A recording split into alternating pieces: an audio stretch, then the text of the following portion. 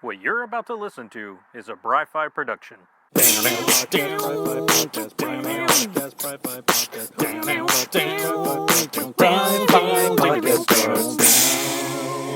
Hey everybody, and welcome back to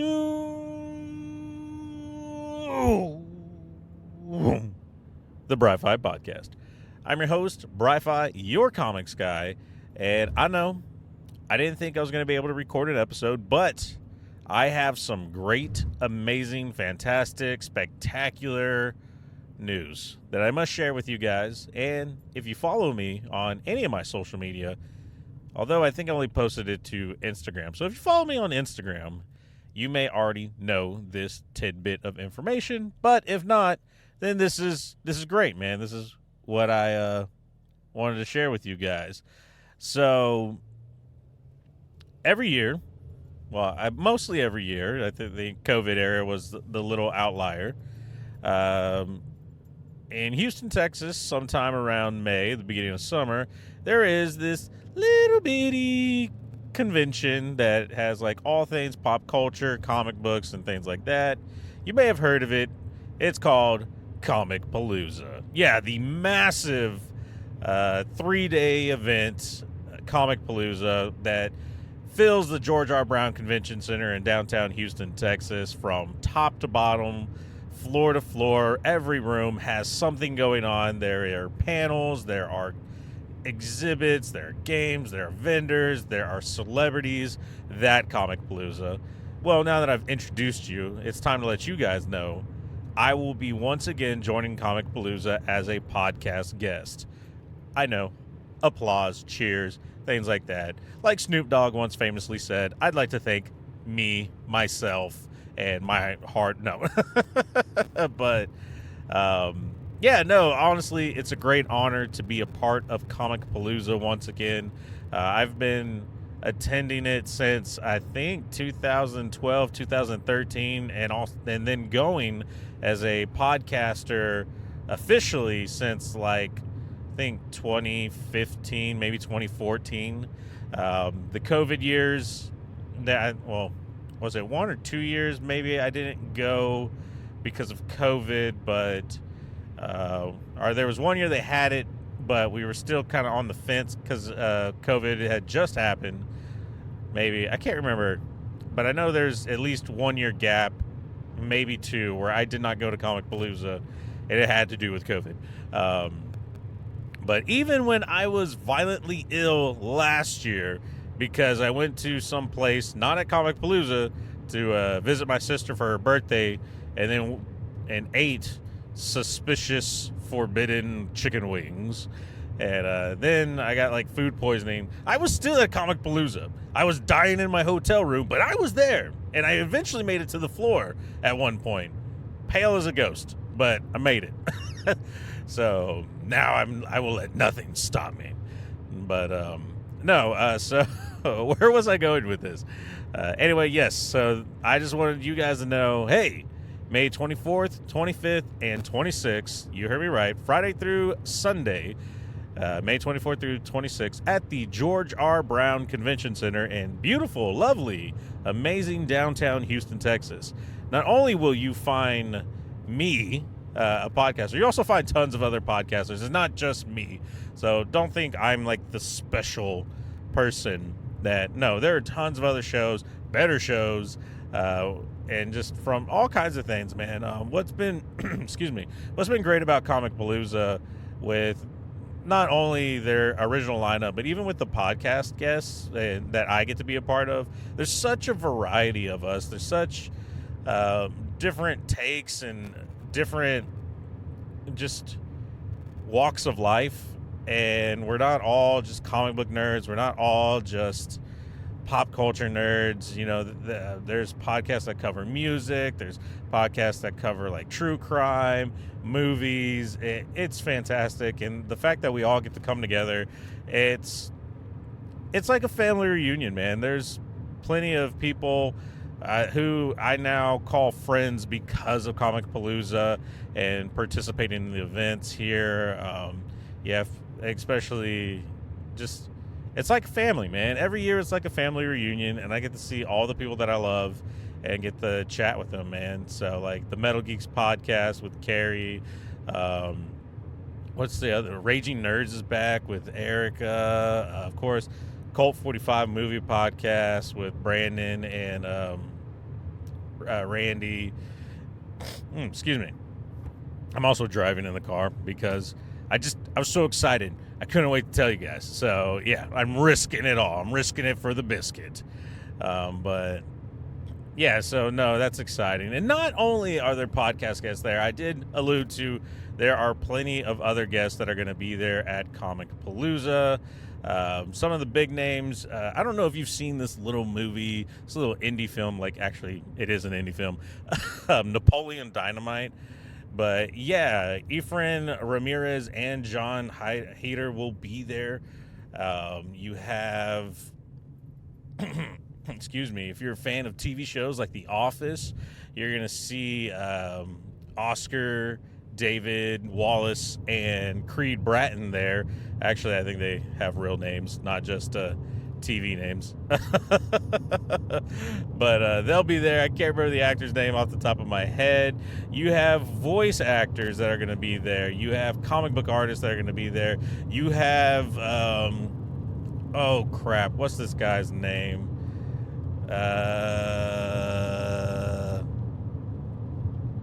Oh yeah, motherfucking John Cena is gonna be there. Holy shit, right? That's gonna, like, I can't believe that John Cena is gonna be at Comicpalooza. Well, you might not see him, you know, he's got that thing, but I mean, movie star, television icon as a wrestler, he just does it all, dude. Like, that is flipping amazing, man. So I can't wait to see that. But one of the other guests that have been announced that I'm really excited for, and actually we're going to cover him a little bit more in depth today for the podcast, is comic book artist and writer, award-winning comic book artist and writer, Chip Zdarsky. One of my favorite creators. I was introduced to him I want to say early on in my comic books career. I say career, but I don't know if it's career. When I was starting to read comic books, I was introduced to Chip Zdarsky pretty early, but I didn't start reading comics until 2012. So 2012 is when I finally really got into comic books, and I honestly have The Walking Dead to thank for that, and more importantly, I had my wife to thank for that, because she's the one who got me into The Walking Dead, which got me into the comic books, which got me into Spider-Man, and Deadpool, and then this little book called Sex Criminals came out, and that's when I discovered, hey, there's more to comic books than Marvel and DC, and you know, it spirals on from there, and so I really fell in love with Chip Zdarsky, his art style first, and then his writing and his humor. And then he moved on to books like Howard the Duck, Spider-Man. Like, the list goes on, and we'll get into that in a little bit more in depth here shortly. But before we do, I got some nifty nerd news we'll talk about, and then we'll gush over Chip Zdarsky. But yeah, moral of the story is Comicpalooza, May 24th through the 26th. Book your hotel now. There are 3 hotels right next to the convention center. You have the Hilton of the Americas, the Hampton, and then some other junk. I can't remember all the hotels' names down in that area. I mean, there's plenty of hotels near the George R. Brown Convention Center, but if you want to be next to the action, you need to book now, or else you're going to miss out, man. One thing that I've learned is if you book in these connecting hotels, one, you're going to see a bunch of cosplayers. You're going to see a bunch of attendees. You may even see some celebrities if you're lucky. So I remember there was one year, and it was a fantastic year, that my friend of the show and co-host of the Cult 45 podcast, Brandon, was almost kidnapped by the guy who played Leatherface. That's on my Instagram, me videotaping from across the bar because I was too scared to go over. That man is humongous and terrifying and smells like meat. He smells like Leatherface. And I vaguely remember him like having a hand on Brandon, just holding him there while he's talking to him. And Brandon's face, he's the most polite person, but you can see the fear in his eyes. Like, what is this? This man will actually literally murder me. And it was hilarious. And I narrated the whole thing. But so you may have that opportunity too. You where Leatherface or any other horror icon might hold you hostage in a bar. No, he was actually a really cool guy. He came over to the table. He talked to all of us for a little bit, which was actually really awesome of him. And he was a funny dude. I really appreciated that. And it was just a lot of fun, dude. So, yeah, if you want opportunities like that and chances like that, you should totally 100% get a hotel right next to the convention center. It's a blast. I mean, there's not just the convention downtown. There's tons of restaurants. There's the giant Discovery Park. There's sporting stadiums right next to it. So let's say just for, like, make a whole weekend out of it. You don't have to just go to the convention all weekend, although you should, because there's no way you're going to see everything in a day. Hell, you can barely see everything in a weekend. But if you wanted to do other things, booking a hotel, staying the weekend is the best thing that you can do. Talking about best things, you need to get your tickets now. I think they've already gone up in price from their cheaper price, but you need to get them now because I don't think they'll ever run out because it's just that massive it is just that massive of an event, but you definitely want to get them. You have plenty of options. If you just want to do one day, you can do weekend passes, which is the best bang for your buck. They have VIPs where they give you like photo op opportunities or special meet and greets. You need to go to Comicpalooza.com, look up tickets. You can see what's right for you, right for your family, and right for your nerdom, man. Don't miss out. There'll be tons of things like games and just there's so much. We'll talk more about it in the weeks to come, what's all there to do at Comicpalooza and what to see. This is more just to tell you guys, hey, Comicpalooza is May 24th through the 26th. I will be there. You need to be there. Get a hotel, get the tickets, and get your ass to Houston, Texas. That being said, now let's get into some nifty nerd news, and then we're going to talk about some Chip Zdarsky.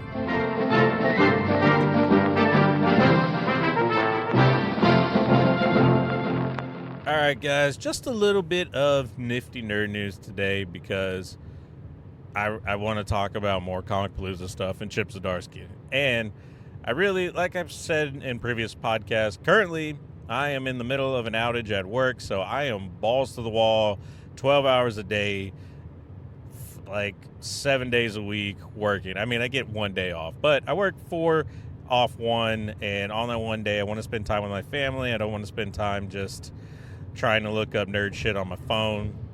So yeah, that's kind of why it's been a little bit more difficult for me to put shows together because my time is limited and I am tired. I am tired. But yeah, so this week want to tell you guys, Kevin Feige went to, CinemaCon? And I mean, not just Kevin Feige, but a whole bunch of people went to CinemaCon. But Kevin was there, and he had some special footage and info about 2 new movies coming out from Marvel. I say new. We know they were coming out, but they haven't come out yet. That's Deadpool and Captain America 4. I think Captain America A New World or something. I can't remember what the subtext was for that show. But good things, man. Sounds like good things from the news source or the source that I heard from. What was I? Was I on comicbook.com or I can't remember where I found the article, which is terrible, right? You should know your sources, but I was on Reddit, and Reddit has tons of other sources. So like using Reddit as a source is like using Wikipedia as a source, where yes, the information is on that site, but the sources actually come from different places. So, anywho, so Kevin Feige, of course, had a lot to say about Deadpool. He even cussed a lot, which we like to hear, using the F word because, one, it's fun to say the F word, but yeah, kids,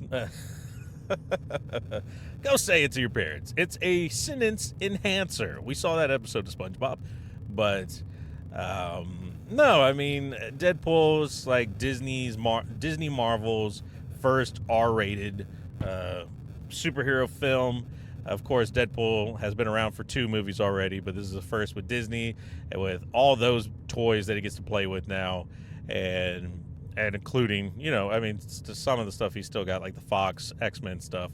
But so Kevin Feige had some fun with that. I think they played like about 10 minutes, maybe a little less, worth of movie for the audience. Spoiler-free parts of the movie for the audience, and it went fairly well. We got to see, from reports, they got to see a lot of what was in the trailer, but they did expand on some things, and it seems like it overall went really well. It was a lot of fun. Sorry, I tried to not hiccup burp. Something happened with my body. But yeah, so it seems like it went really well. Audiences had a bunch of fun. Then they showed a bit of clips for Captain America Brave New World, and that seemed to do equally as well and have a lot of fun. Got to introduce Thunderbolt Ross as the president? What?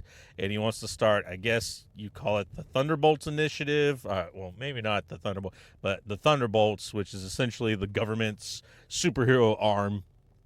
And if I remember comic books correctly, I've never really read the Thunderbolts. I was aware of who they are. It was basically villains turned superheroes who would do the type of missions and jobs that you didn't want, you know, your Captain America's and Iron Man's doing, because the optics on them are not the best. But so that movie's coming out. It looks great. I love Sam Wilson's Captain America, and I think it's just gonna be a blast, man. I think it's just fun, dude. And I'm jealous that these people at CinemaCon got to have their first looks at this, while I just sit at work, doing work things, and be miserable. Anywho, yeah, so that stuff is going on. In other news, the Pokemon Company, specifically Pokemon Go, has announced that Pokemon Day will be in, you're not going to believe this, April 20th. That's right. Pokemon Day is going to be on 420 Blaze, and you'll never guess the Pokemon that they will be focusing on for this Pokemon Day. It's Bellsprout. And there's some kind of fun fact about Bellsprout if you didn't know. Bellsprout, its Pokedex number is number 69. Nice. All right, someone's got to be trolling at the Pokemon Company, or they are completely well, you know, I don't know. I don't know if the Pokemon Go, the hub, is U.S. based or Japan based, but if it's U.S. based, someone is clearly trolling. Now, if it's based in Japan, it's possible that they don't have the same connections that we do, or like the same, you know, like they have different things that they're like, hee, this is funny, giggly, and they wouldn't realize in America 420 and 69 are our little hee, that's funny thing. But I think it's just a blast. It's going to be hilarious. I'm off that day, which I'm really excited for, so I finally get to, like, I probably still won't be playing Pokemon Go that day. I'll probably find something else to do. It's an off day, so I want to do other things. But, you know, maybe I will be partaking. Well, I won't be actually partaking in any 420 events, except for the Pokemon aspect of that, because I don't do that because of my job. But, well, I don't ever. Actually, now that I think about it, no, I just have never 420 to anything. Yeah, and I don't know why we're talking in code about this, but yeah, no, I'm a good boy. I'm an angel. I'm just a baby. No. I drink. Not heavily, like maybe once a month. But that's like my thing. Comic books, a drink of alcohol, sugar. That's the thing. Sugar is my thing. And cards, Pokemon cards, baseball cards. That's my true addiction. Like, I could be addicted to drugs or alcohol, but no, baseball, trading cards. That, and I'm sure at this point my wife kind of wishes I was addicted to something else because she's tired of this hyperfixation, but this is like one that just I don't think is going to go away. So yeah, April 20th, Bellsprout Day for Pokemon Go Day. So be excited for that. I am hugely excited for this next bit of information. So the live action One Piece season 2 is set to start production in June of this year. So hopefully we get something by next year, and hopefully they, as soon as like they finish, they start on season 3 so we can get them back to back as fast as possible, because I have really enjoyed the live action One Piece. I think Netflix is finally starting to get it. It's just been great, man. I really enjoyed it. I love the actors. They're really funny people outside of their creation of One Piece. And I think it's a fun, great show, man. And so I'm excited that things are going to be kicking off soon, and that hopefully even sooner. Well, I mean, it's going to be next year at some point. We get season 2 of One Piece. And One Piece has been a show that I've been aware of for a very long time. The anime I've been aware of for a very long time. And I always thought to myself, it's not for me. Until my wife proved me wrong. She got into it, and I don't even remember how she got into One Piece. But she basically was just like, you know what? It's 1,000 episodes. I got a lot of time. Let's knock this out. And she did. She just beasted through it. And it's a fantastic show, man. I was watching every now and then a few episodes, and then next thing I know, I'm watching every episode, and now I'm waiting alongside her for the new episodes to come out, and started reading the manga and getting in falling in love with the trading card game cards and things like that, and now the live action. And a lot of other people have found the live action and now gone back to the anime. And what's cool, we've talked about this in another episode, they are rebooting a kind of more streamlined version of the anime for the newer people. So I think this is great, man. I think this is really cool and really awesome, and I'm really excited for it. And then the last bit of news that we'll talk about today is an issue of Action Comics. I believe it's issue number 1. I would be lying if it was issue number 1, which Action Comics, issue number 1, famous Superman chunking a car at bad guys. Well, I think he's throwing it into a rock, but there's some bad guys around. It's iconic. I think we all know about it. If you're into comic books at all, you know about Action Comics number 1. A copy of it just sold recently for $6 million. You heard that right. $6 million. Holy crap, dude. This is the most expensive comic book ever sold. Trouncing Amazing Fantasy number 15, which was the first appearance of Spider-Man. It's incredible. It's amazing. It's gross that someone can afford to pay $6 million for a comic book where you could just read them digitally. No, I mean, it's definitely a piece to have. It's history to have. It's like treasure, man. It's treasure of the new world, treasure of this generation. It's like if I found a first edition Charizard holographic, I would be treating it the exact same way. Although it's not worth $6 million, it is worth a lot. My God.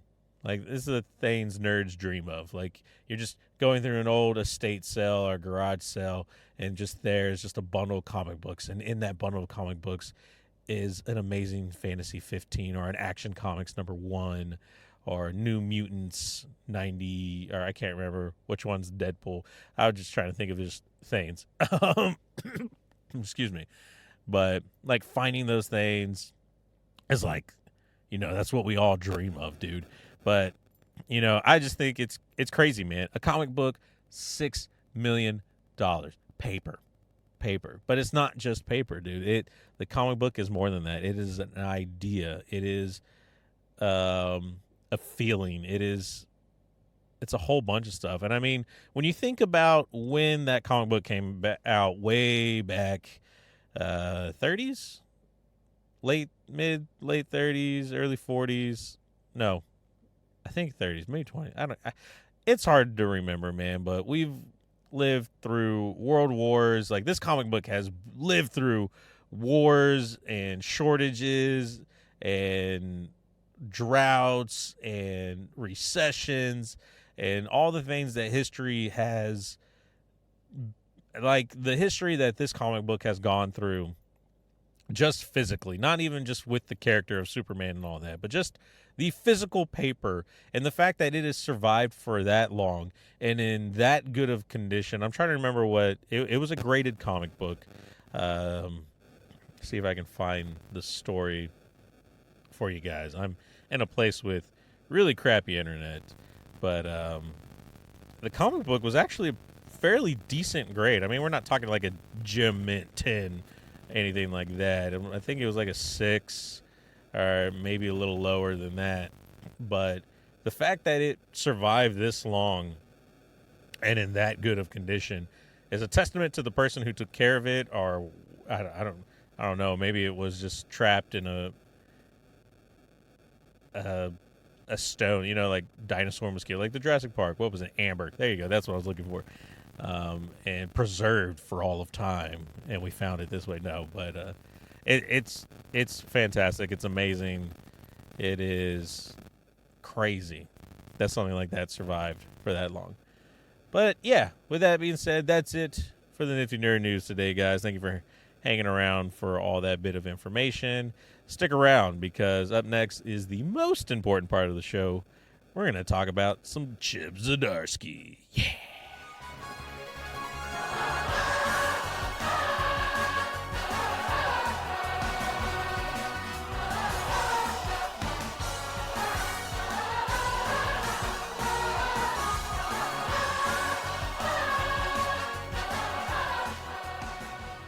Hey guys, thank you for staying for the last part of the show. I appreciate it very much, and hopefully you guys enjoy what we have to talk about just for a little bit. I just want to gush over one of my favorite comic book creators, since he's going to be at Comicpalooza May 24th through the 26th, Houston, Texas, at the George R. Brown Convention Center. Be there or be square. Yeah. Since Chip Zdarsky is going to be there, I just kind of wanted to talk a little bit about him, tell you how much I love him and things that I love about him. And I guess like my introduction to Chip Zdarsky and why I think he is one of my favorite comic book creators. So like I mentioned earlier, I got into comics pretty early, or I say pretty early, earlier 2000. I got into comic books late. In the early 2000s, well, I guess early 2010s or whatever. You know what? I got into comic books at some point in my life after high school. And one of the first comics I'd mentioned was Spider-Man, followed by The Walking Dead and Deadpool. And then it was a book I didn't even pick up at first, but the covers intrigued me very much with their style, and it was the Sex Criminals books. And if you can look them up on Google, just such an interesting, and I think the one that caught my attention the most is either issue 3 or 4 when I had seen it in the comic book store.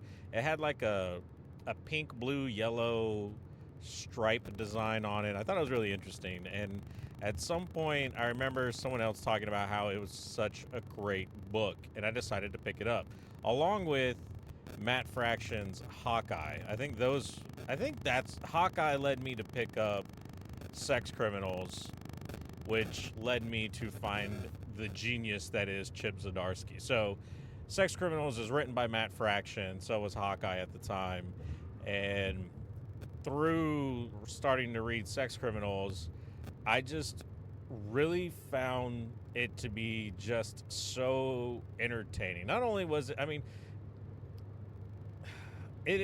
I'm trying to think in my head how to sum up Sex Criminals.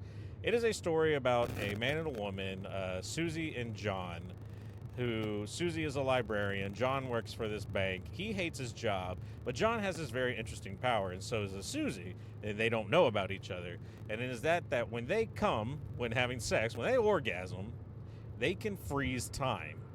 And that one leads to hilarity when they realize that each other can do it when they hook up. And it leads to the catalyst of our story. They decide to save Susie's failing library.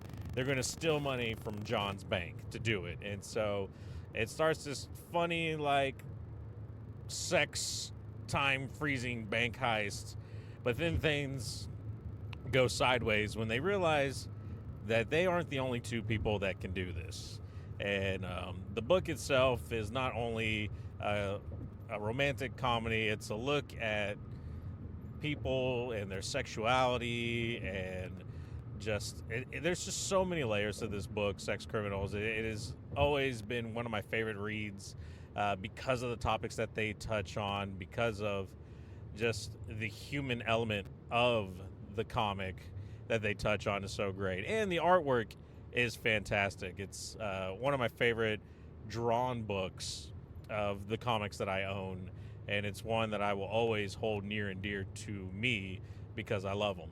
I love all of it. And then later in the series, they start doing a lot of guest covers, or like alternate covers with guest artists that get raunchier and sexier and funnier as the story goes. So it's just great. It's fantastic. It's a whole trip.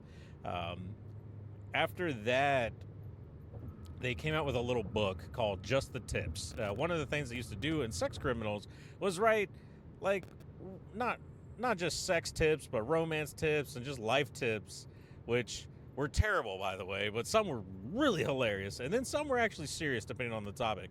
But there was like little quips, and they came from Matt and then one from Chip. Well, that led to a little book that they did called Just the Tips, where that's all it was, were the tips and advice that they would give between Matt and Chip, which were hilarious, by the way. And so that led me to when I found out Chip Zdarsky was going to be writing Howard the Duck, the new series of Howard the Duck. They were going to reboot Howard the Duck.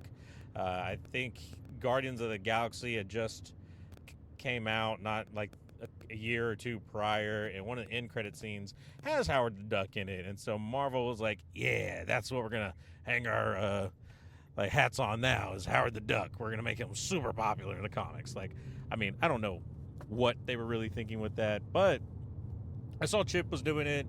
I liked the cover on the first issue. Joe Quinones was the artist for the interior work, and so I was interested, man.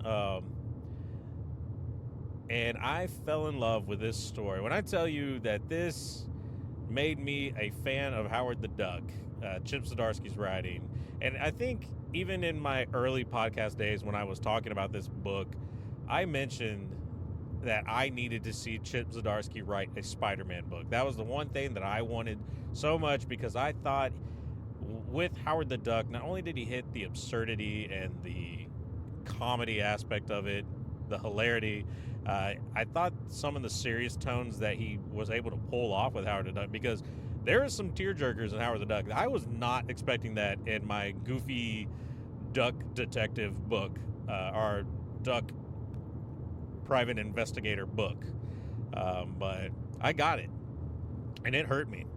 It hurt me good. And so I knew right away, this guy should be writing Spider-Man books. Like, I don't know how you get him to do it, but you have to get him to do it. And lo and behold, I think a year or two later, he's writing Peter Parker, the Spectacular Spider-Man, where some amazing things happen in there, pun intended. Some great reveals that bleed off into the main storyline. There was some absurdity to it, and I think because it was, I don't know, maybe because it wasn't the main Spider-Man book, it had a little bit more leeway. I think it was the perfect match for Chip Zdarsky, though, because of his type of humor and the things that he did. But then that led to other things. He's written like Daredevil. He's crossed over to DC side. He has a bunch of creator-owned stuff that he comes out with, like Public Domain, Stillwater. I think he wrote, I kind of just through DC out there, but Batman, I think he did. I think he was part of the Batman Black and White anthology series, and then he started writing like main Batman stuff, if I'm not mistaken. So I mean, Chip has he has definitely ventured out from when I first noticed him on the scene, or like when he first appeared before me. Not like I'm not like the guy, right? But before I found him and fell in love with Chip Zdarsky. And I hope he hears this and he knows that I love him very, very much. But it's great, man. I just think it was really fantastic. And now, I was looking up just a quick reference, his Wikipedia page, and Chip Zdarsky has won multiple awards. I think he has 2 Harveys, or maybe he has more. He's got Eisner Awards. He has Harvey Awards. He's been nominated a bunch of times. He's some of the awards range from Best Series, Best Continuing Series, New Series. So he's not just there. He is a award-winning writer and artist, and he's going to be at Comicpalooza, which I'm so excited for. This whole segment has been me just gushing over this guy because I'm a huge fan. If you have the Marvel Unlimited app, or you don't, go get it. Check out Chip Zdarsky stuff on there. Daredevil Run, Spider-Man, Howard the Duck. You will be impressed, I think. I think you'll really like the story. If you're into that, well, I mean, I guess you have to be into it, right? But I think his brand of comedy is silly and genuine. I think that's kind of what I got. And especially with Chip Zdarsky and with Matt Fraction, working with Chip Zdarsky, between Sex Criminals and what Chip has done going forward. And what was the other one? Was it Capterra? Oh God, I could go on and on about some of the books that I've liked reading from him, but the genuineness of the characters and their conversations with each other, I've always enjoyed about his books. And it's a testament to the artist as well as helping to portray those feelings and emotions of the characters. And in fact, when I think about that, I think a lot about Chip's work on Sex Criminals, where just seeing the characters interact and the story that Matt Fraction laid out, but having the expressions and the body language that Chip Zdarsky drew for those comic books really just made these characters feel so lifelike, so people I know.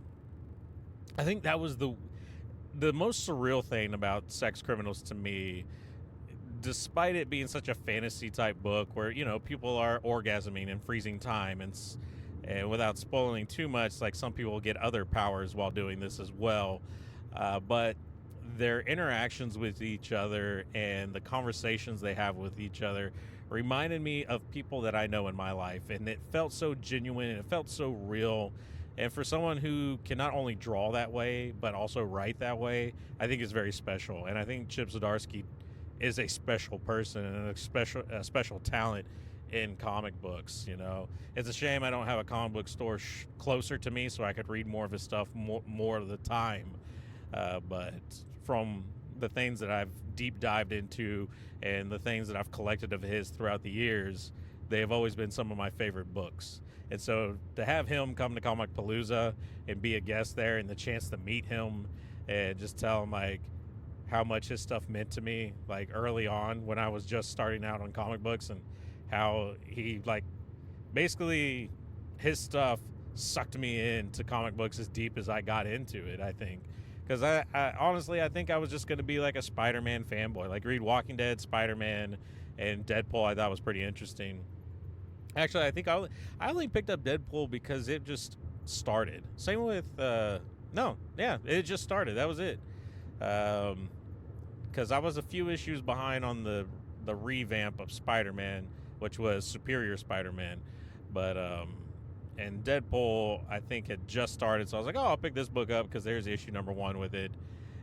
But it wasn't until Sex Criminals and Howard the Duck that I really was there are other stories out here that I really want to read. And so it was a blast. It was a lot of fun. So Chip, if you listen to this, thank you. And I hope to see you at Comicpalooza this year. May 24th through the 26th. And hopefully you have a good time, because I know I sure shit will. So, guys, that's all I got for you today. Thank you for listening to my little podcast. Like I said, you know where I'm going to be May 24th through 25th. I'm going to be downtown Houston at the George R. Brown Convention Center.